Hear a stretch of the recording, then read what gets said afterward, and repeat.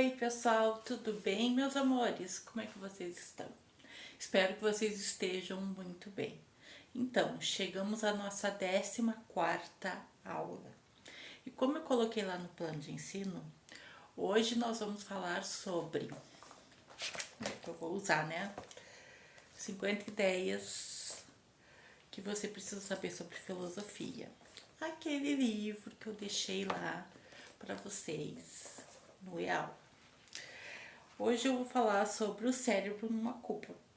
E aí, já ouviram falar sobre essa metáfora? Ficção científica ou não? É o capítulo daqui, capítulo 2, sobre epistemologia, né? Questões de conhecimento. Não, desculpa. Capítulo 1, o cérebro numa cuba, página 8. Qual é o meu objetivo hoje com essa aula? É tratar com vocês sobre, tá? Ler um trecho aqui bem pequeno, que tem a ver com outro filósofo que eu já tratei, já falei sobre ele em linhas gerais em outra aula. E assim, como é que eu vou dizer para vocês? Depois colocar o texto lá no ambiente para vocês. É um texto bem pequeno, tem 3 páginas e vocês vão ver que é bem tranquilo. Eu pretendo, aliás, utilizar na nossa avaliação final esse texto. Tá bom, gente? Então vamos lá.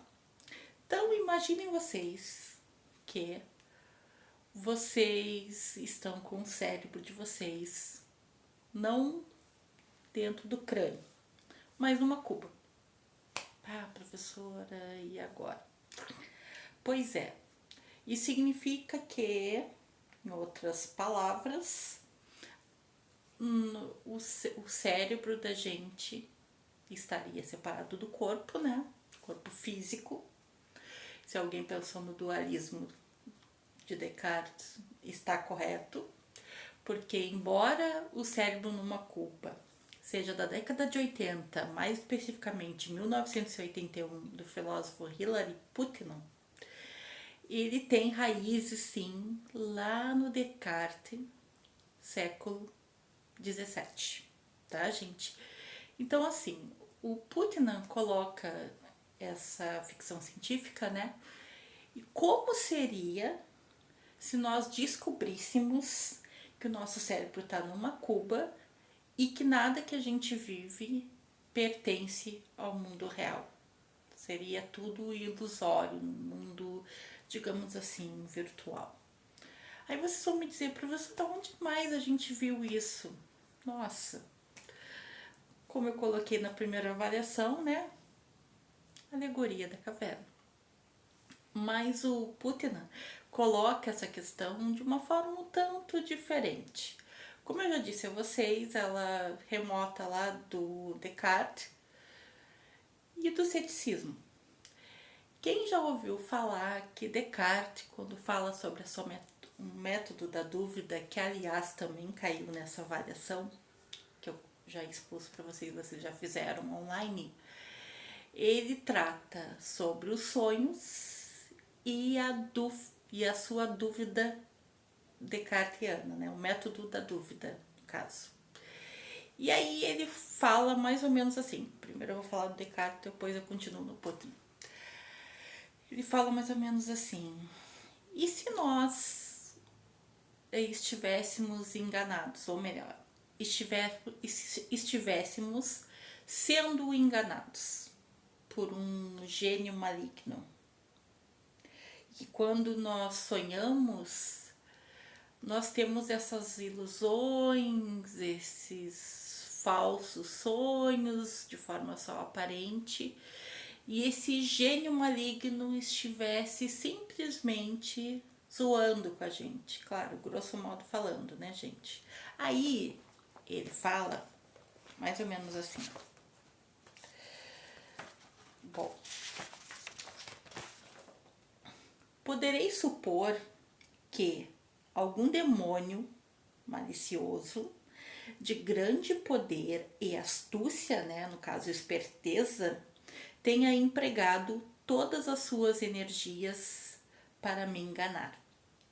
Poderei pensar que o céu, o ar, a terra, as cores, as formas, os sons e todas as coisas externas, né, que pertencem ao mundo, à realidade no caso, são meras ilusões de sonhos que ele criou para confundir meu raciocínio.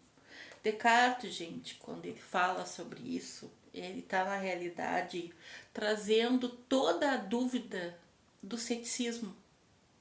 Bom, afinal de contas, nós deveríamos ser céticos quanto às coisas? O que vocês acham? Na avaliação, eu tratei sobre VOF, sobre duas questões. Uma delas era o Descartes.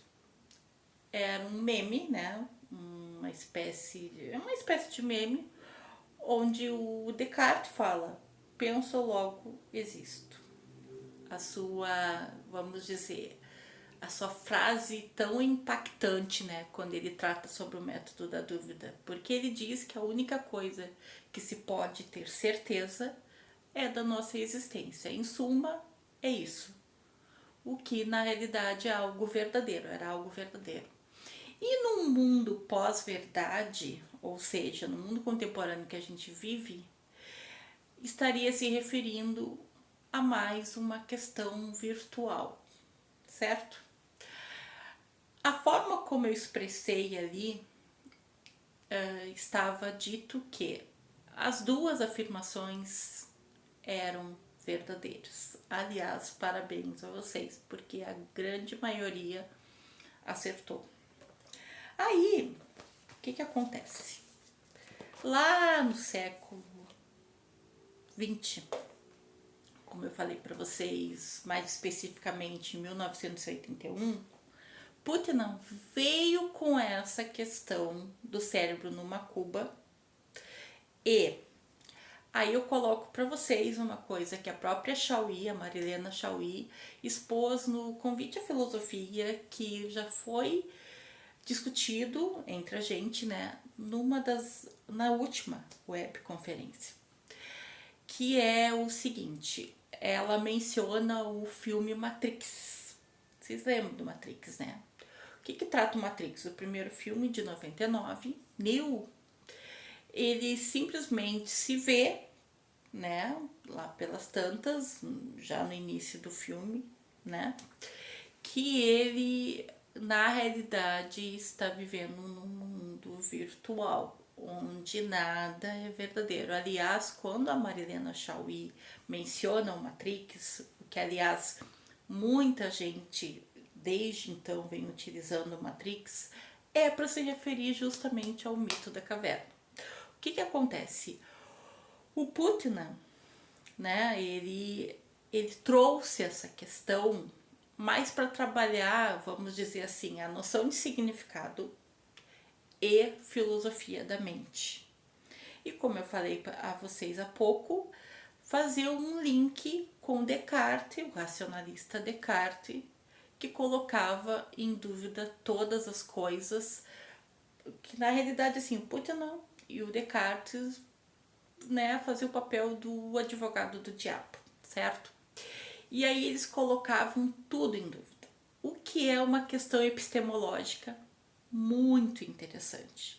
Mas voltando ao Matrix, desde então muitas histórias, muitos enredos, muita coisa, tanto no cinema, quanto em novelas, quanto em seriados, em séries, né, vamos dizer assim, foram colocados questões nesse sentido.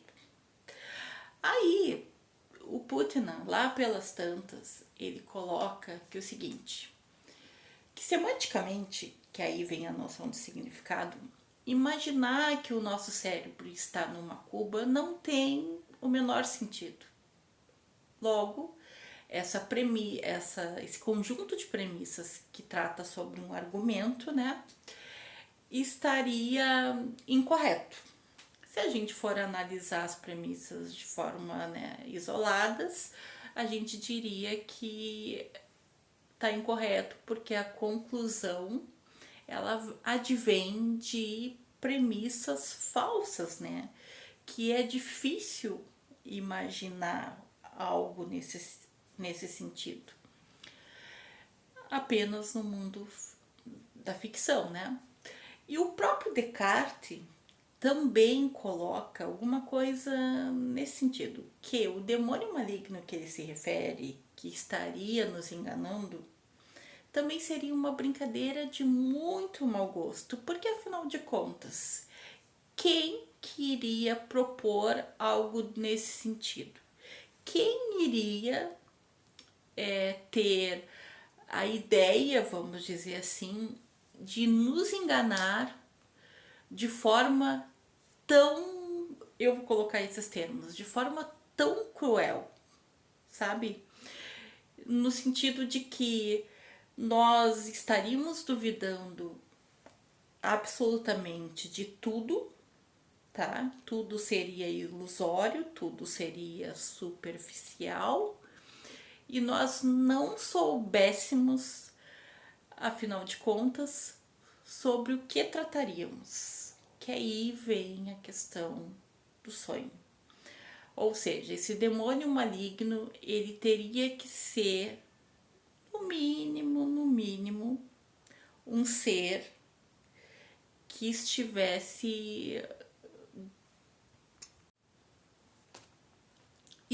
no mínimo fazendo uma brincadeira de muito mau gosto.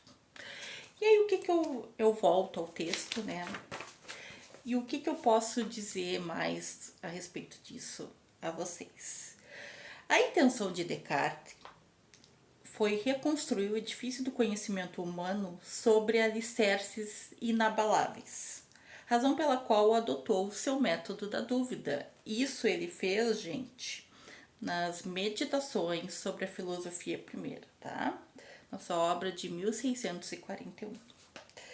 Então, assim, adotando o seu método da dúvida, ele coloca que é descartável quaisquer crenças suscetíveis do método, no caso, no grau de incerteza.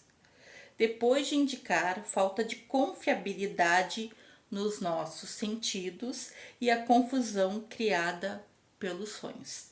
Descartes levou a sua dúvida ao limite. Isso, tanto o que Descartes fez quanto o que Putnam fez em 1981, remonta ao ceticismo. E como a gente sabe, eu já tratei com vocês em outra aula, né, pelo menos sobre o ceticismo, o termo cético costuma ser aplicado a pessoas inclinadas a duvidar de crenças comuns. Bom, eu acredito que eu falei para vocês na outra aula que tem pelo menos dois sentidos o ceticismo, tá? Aqui é colocado de modo geral, né, no sentido mais geral. Então, as pessoas são inclinadas a duvidar de crenças comuns ou que por hábito duvidam das pessoas de ED, né, ou de conceitos em geral. Nesse sentido, o ceticismo pode ser caracterizado como uma tendência saudável e aberta a sondar e testar crenças popularmente aceitas, assim como foi colocado no Matrix, né, no filme, na trilogia Matrix, em tantas outras obras que vieram depois dele.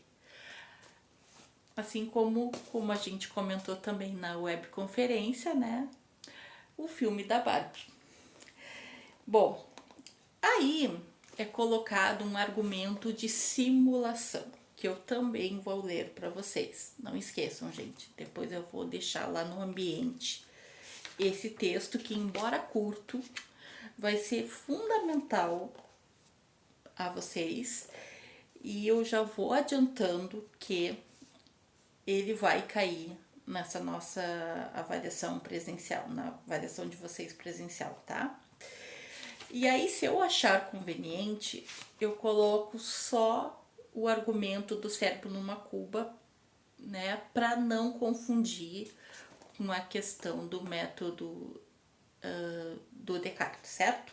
Então, o argumento da simulação. Pessoas comuns podem ficar tentadas a deixar de lado as conclusões assustadoras dos céticos, mas não deveríamos nos apressar a fazer o mesmo. Um engenhoso argumento, recentemente delineado pelo filósofo Nick Bostrom, sugere ser bastante possível que já estejamos vivendo numa simulação de computador. Pense nisso. Aí a gente remonta a inteligência artificial que está assim, ó, dominando de forma esmagadora a nossa sociedade nos dias atuais.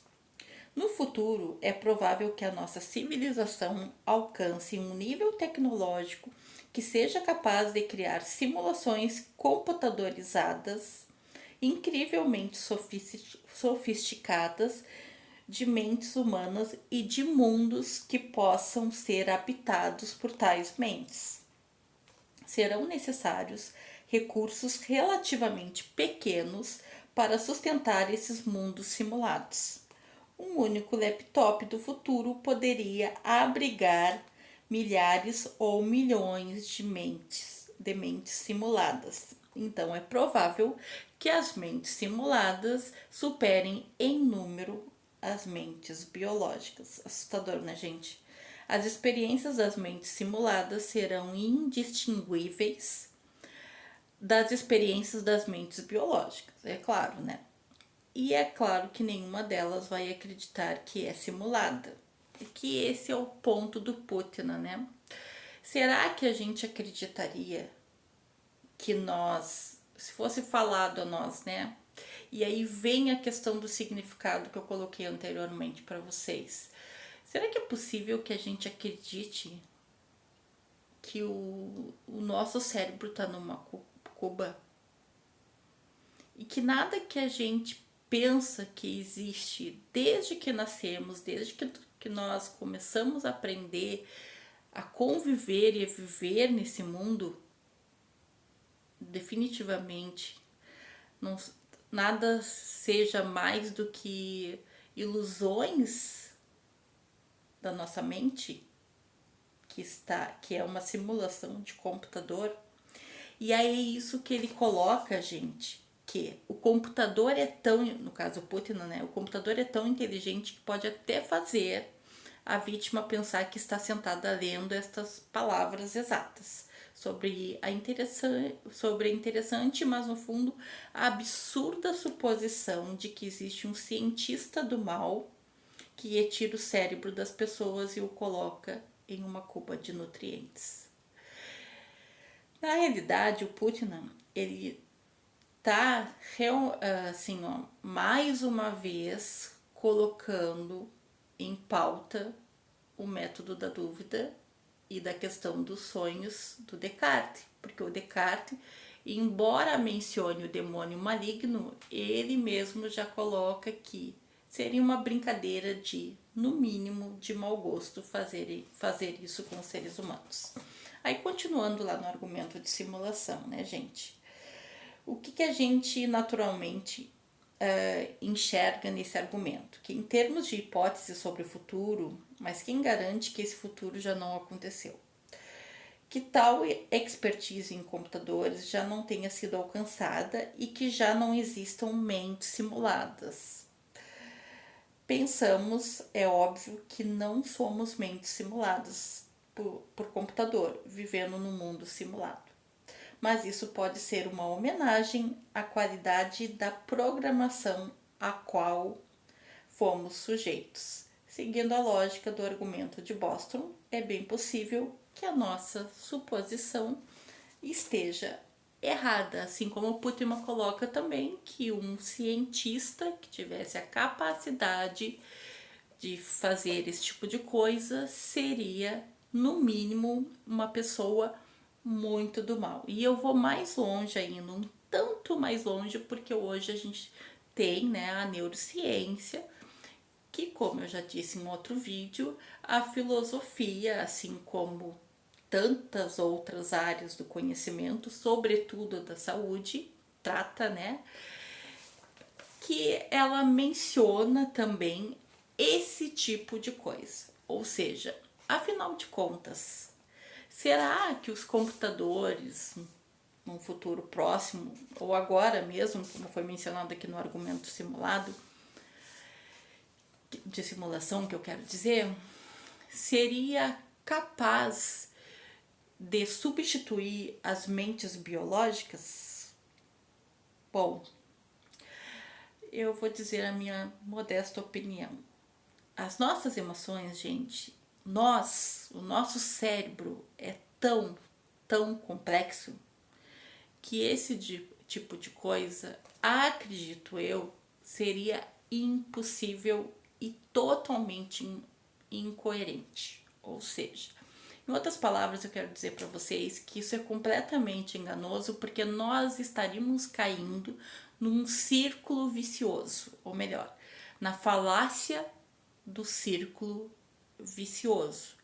Porque admitir que um computador seria tão genial, ou melhor, a programação dele, né? Porque é claro que quem está por trás do computador somos nós, seres humanos.